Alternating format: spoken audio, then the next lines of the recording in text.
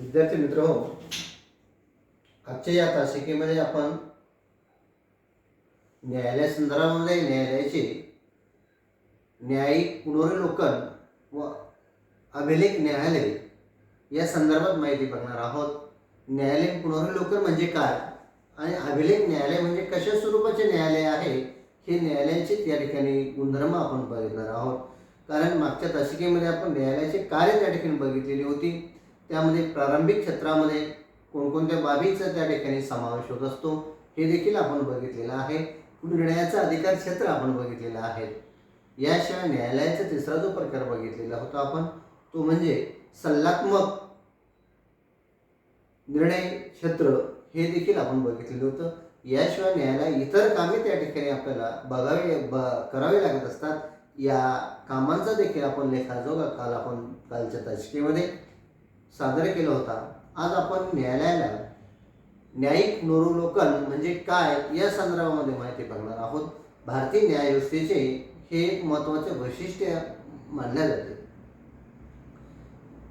सर्वोच्च न्यायालयाला न्यायिक पुनरावलोकनाचा अधिकार होय. कायदे मंडळाने किंवा संसदेने मंजूर केलेले हे कायदे राष्ट्रपतींनी काढलेले व ठोकून घटनेतील तरतुदीनुसार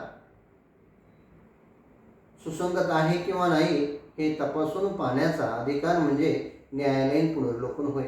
राज्यघटनेच्या तरतुदीनुसार कायदे किंवा घटनेतील बदल केलेले असतील तर ते सुसंगत, वैध, घटनात्मक, कायदेशीर आहेत हे न्यायालय जाहीर करते आणि सुसंगत नसेल तर ते कायदे अवैध, घटनाबाह्य ठरविले जाते आणि ते रद्द ठरविले जातात. सत्ता विभाजनाचा सिद्धांत आणि त्यातून निर्माण झालेले नियंत्रण आणि संतुलन या उपसिद्धांताला अनुसरून न्यायिक पुनरावलोकनाच्या अधिकाराकडे बघावे लागते.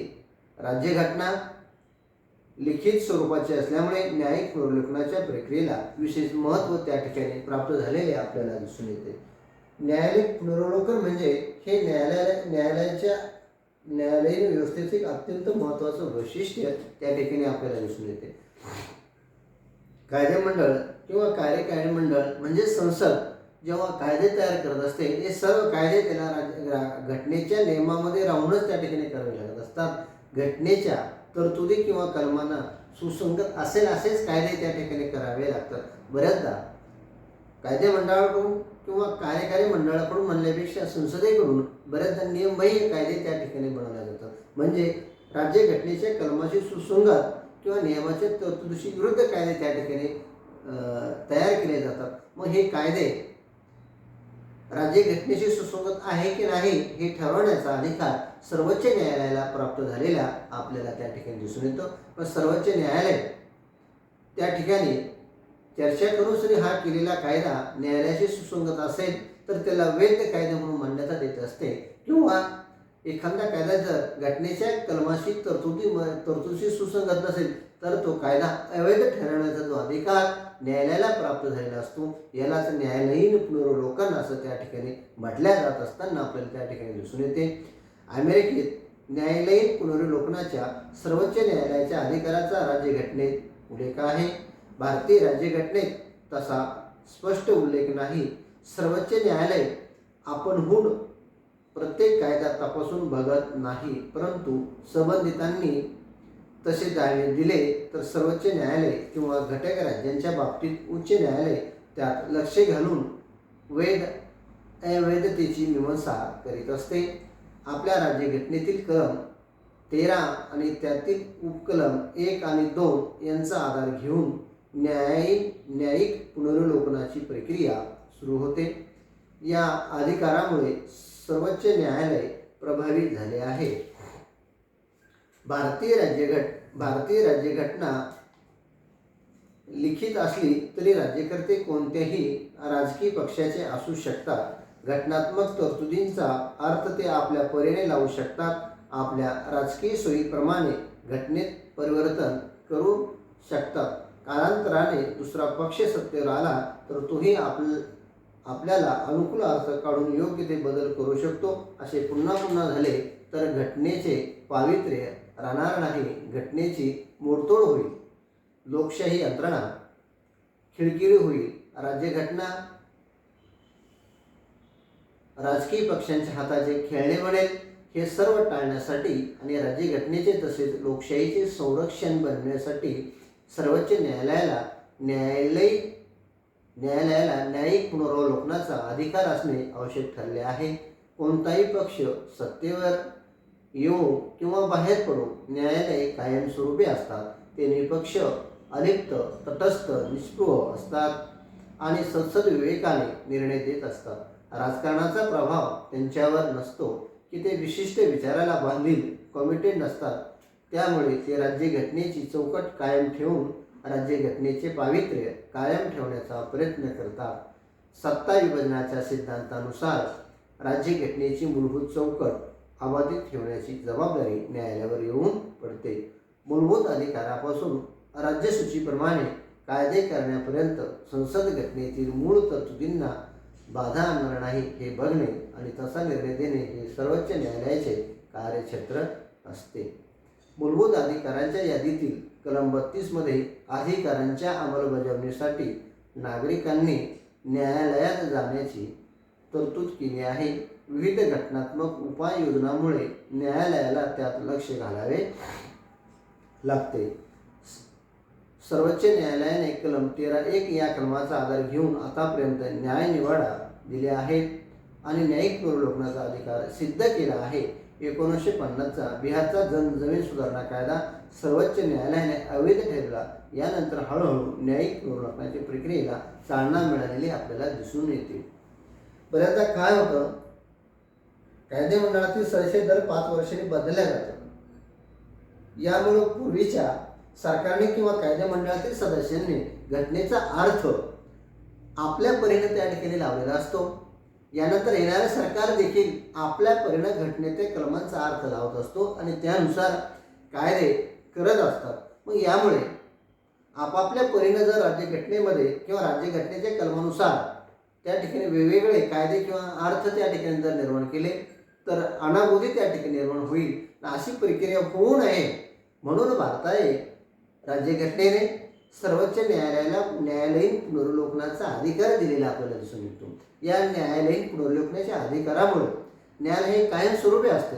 कारण न्यायाधीशाची नियुक्ती झाल्यानंतर वयाच्या 65 वर्षापर्यंत न्यायाधीश सत्तेवर असतात. म्हणजे कारभार त्या ठिकाणी न्यायदान करण्याचं काम करत असतात आणि कोणत्याही प्रकारची चूक त्यांच्या हातून सहजासहजी होत नाही. कारण राज्यघटनेचं संरक्षण करण्याची जबाबदारीच मुळात सर्वोच्च न्यायालयावरती टाकलेली आहे. मग न्यायालय अशा वेळी कायदे मंडळाने जे काही कायदे केलेले आहेत ते वैध आणि अवैध ठरवण्याचा अधिकार आहे. कारण सारासार विचार करण्याची क्षमता असलेला कायदे पंडित असलेला व्यक्तीच त्या ठिकाणी बसलेला असतो आणि कायदे मंडळाकडून बऱ्याचदा भावनेच्या भरामध्ये किंवा आपापल्या परीनं राज्यघटनेतील कलमांचा अन्वयार्थ किंवा अर्थ त्या ठिकाणी लावण्यात येतो. त्यानुसार ते कलमे त्या कायदे त्या ठिकाणी करतात. पण हे कायदे राज्यघटनेच्या कलमाशी सुसंगत असलेच पाहिजे हा अट्टास सर्वोच्च न्यायालय धरते आणि न्यायालयीन पुनरावलोकनाच्या अधिकारातून त्यामध्ये बदल त्या ठिकाणी सुचवत असताना आपल्याला दिसून येते. अलीकडील काळामध्ये न्यायालयीन पुनरावलोकनामध्ये अत्यंत बदल मोठे त्यामध्ये झाले दिसून येतात. 1970 पर्यंत जर बघितले त्या काळातील कायदे मंडळाचे सदस्य देखील अत्यंत प्रामाणिकपणे सुचुटीने आपले काम त्या ठिकाणी करत होते. मानवतावादी दृष्टिकोन त्यांच्यामध्ये होता. पण अलीकडील काळामध्ये भावनेच्या भरामध्ये अनेक निर्णय बऱ्याचदा राज्यघटनेच्या कलमाच्या विसंगत देखील घेतल्या जात असतात. यामुळे राज्यघटनेला मूळ चौकटीला बाधा त्या ठिकाणी निर्माण होत असताना आपल्याला दिसून येते की मूळ चौकट राज्यघटनेची जी निर्माण झाली आहे ती त्या ठिकाणी उखडल्या जाऊ नये, तिला कोणत्याही प्रकारची ठेस लागू नये हे उद्दिष्ट न्यायालय डोळ्यासमोर ठेवत असते आणि न्यायालयीन या प्रक्रियेमध्ये अत्यंत महत्त्वाची भूमिका त्या ठिकाणी पार पाडत असताना आपल्याला दिसून येते. याचं उदाहरण म्हणजे 1950 मध्ये बिहारमध्ये जमीन सुधारणा कायदा सर्वोच्च न्यायालयाने अवैध ठरविला. यानंतर हळूहळू न्यायिक पुनरावलोकनाच्या प्रक्रियेला चालना मिळालेली आपल्याला दिसून येते. त्यानंतर काही वर्षांनी मद्रास सरकारने सांप्रदायिकतेच्या आधारावर शासकीय महाविद्यालयांची व्यवस्था लावण्याचे ठरविले होते. तो कायदा सर्वोच्च न्यायालयाने रद्द ठरविला.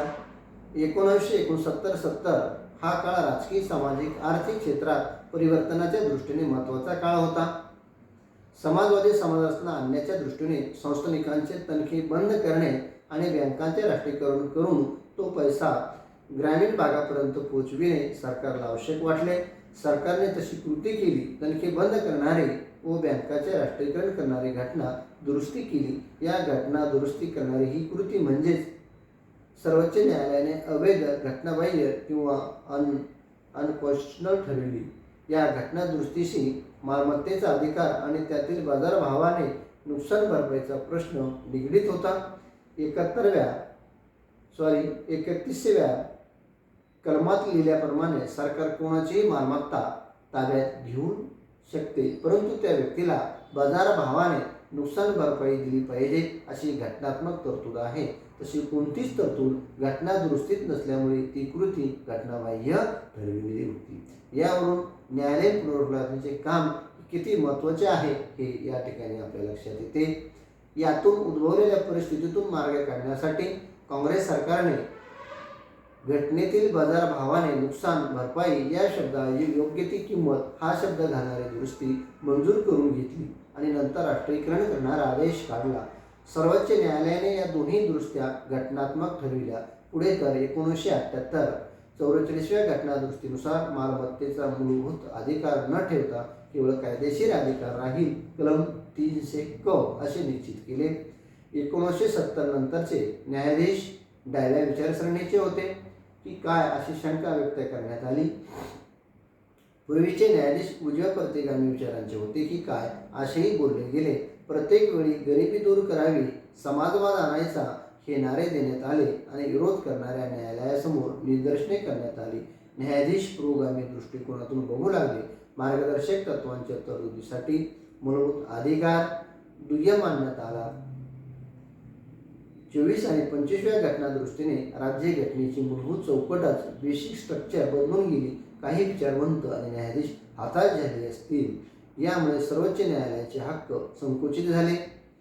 संसद श्रेष्ठ की सर्वोच्च न्यायालय घटना दुरुस्ती हक्क कोणत्या हद्दीपर्यंत आहेत आदीसारखे प्रश्न चर्चिले जाऊ लागले. तेव्हा 38, 39 आणि 42व्या घटना दुरुस्तीनुसार सर्वोच्च न्यायालयाचे पुनरावलोकनाचे अधिकार जवळजवळ संपुष्टात आले आहेत असे म्हटले जात होते. असे असले तरी 42व्या घटना दुरुस्तीनंतर संसदेला घटना दुरुस्तीचा अमर्याद अधिकार देण्यासाठी 368व्या कलमात जी 4 व 5 उपकलमे समाविष्ट केली होती त्या सर्वोच्च न्यायालयात आव्हान देण्यात आले. न्यायालयात सुनावणी झाली आणि सर्वोच्च न्यायालयाच्या खंडपीठाने 1 ऑगस्ट 1980 रोजी महत्त्वाचा निकाल देऊन 368व्या कलमातील नव्याने घातलेली 4 व 5 उपकलमे अवैध, घटनाबाह्य ठरली. या ताज्या निकालामुळे संसदेने केलेली घटना दुरुस्त्या घटनेची मूळ चौकट कायम ठेवून स्वीकारले की नाही हे तपासण्याचा अधिकार सर्वोच्च न्यायालयाला पुन्हा प्राप्त झाला. खालील कारणामुळे न्यायालयीन पुनर्विलोकन याची आवश्यकता सांगितली जाते. यामध्ये राज्यघटना संविधान श्रेष्ठ आहे हे तत्त्व रुजवण्यासाठी, केंद्र राज्य यांच्या संबंधात समतोल राहावा म्हणून, नागरिकांच्या मूलभूत अधिकारांचे संरक्षण व्हावे म्हणून, न्यायालयीन पुनर्विलोकनाची अमेरिकन प्रक्रिया आपल्यापेक्षा वेगळी आहे. कायदा करण्याची कायदेमंडळाची प्रक्रिया चौकटीत आहे की नाही हे भारतीय सर्वोच्च न्यायालय तपासते. एका अर्थाने हे न्यायालयीन पुनर्विलोकन असले तरी अमेरिकेसारखे 100% नाही. अमेरिकेच्या सर्वोच्च न्यायालयात जसे तिसरे सभागृह संबोधतात तसे भारतीय सर्वोच्च न्यायालय म्हटले जात नाही. ब्रिटनमध्ये संसद म्हणेल ती पूर्व दिशा असते. त्यामुळे न्यायालयीन पुनर्विलोकनाचा तिथे प्रश्न निर्माण होत नाही. तेथील राजकीय व्यवस्था वेगळी आहे. अमेरिकेची न्यायालयीन सर्वोच्चता आणि ब्रिटनमधील संसदेची सर्वोच्चता यांचे मिश्रण किंवा सुवर्णमध्य आपल्या राज्यघटनेत अंतर्भूत आहे. स्वातंत्र्याचे रक्षण म्हणून आपण न्यायालयाकडे बघत असतो. काही वेळा सर्वोच्च न्यायालयाने परस्पर विरोधी निकाल दिलेले दिसून येतात. गोलकनाथ व केशवानंद भारती या दोन्ही खटल्यात निर्णय देताना अशीच भूमिका स्पष्ट होते. त्याचा परिणाम म्हणून न्यायालयाच्या कार्यक्षेत्रावर फार मोठ्या प्रमाणात चर्चा होऊ लागली.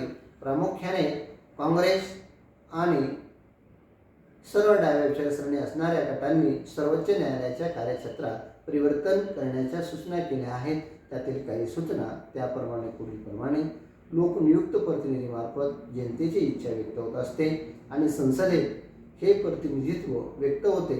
सर्वोच्च न्यायालयात अशी व्यवस्था नसते. संसद सर्वोच्च आणि न्यायापेक्षा श्रेष्ठ आहे, असा एकमत प्रभाव. सर्वोच्च न्यायालयाचे निर्णय बहुमतावर आधारित न राहता एखाद्या घटनेची केवळ वैधानिकता न पाहता सामाजिक परिवर्तनाच्या भूमिका स्वीकारून व्यावहारिक दृष्टिकोनावर आधारित असावे. बहुमताने निर्णय घेण्याच्या प्रवृत्तीमुळे राजकीय पद्धतीने विचार करण्याची सवय लागते. न्यायालयाची कार्यपद्धती आणि रचना अत्यंत जुनी असल्यामुळे परिस्थितीनुसार त्यात बदल घडवून आणावा.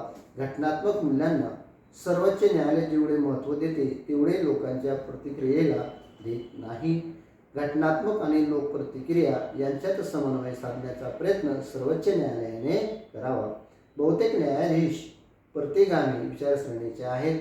त्यात सामाजिक परिवर्तनाच्या दृष्टीने पुरोगामी विचारांचा प्रवेश होण्याच्या दृष्टीने प्रयत्न करावा असेही सांगण्यात आले आहे. अर्थात ही चर्चा न संपणारी आहे.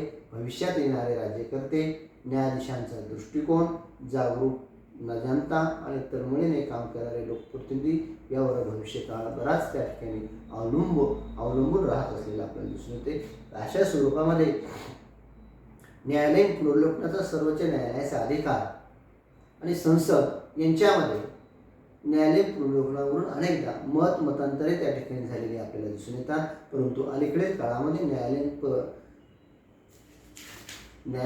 पुनर्लोकन ह्या ठिकाणी वाढत असताना आपल्याला दिसून येते. यासाठी कधी कधी संसद सर्वश्रेष्ठ वाटते तर कधी सर्वोच्च न्यायालय.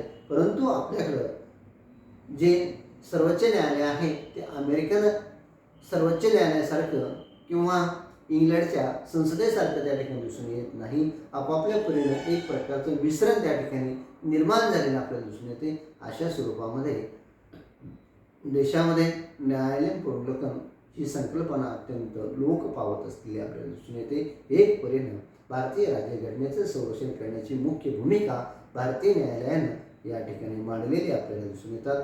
अनेकदा संसदेकडून सर्वोच्च न्यायालयाच्या न्यायालयीन पुनर्लोकनाला आव्हान देण्यासाठी अनेकदा प्रयत्न त्या ठिकाणी झालेला आहे. अनेकदा अनेक कायदे संसदेने केलेले कायदे यामध्ये सर्वोच्च न्यायालयाने हस्तक्षेप करून त्यामध्ये बदल देखील करण्याचा प्रयत्न केलेला आहे.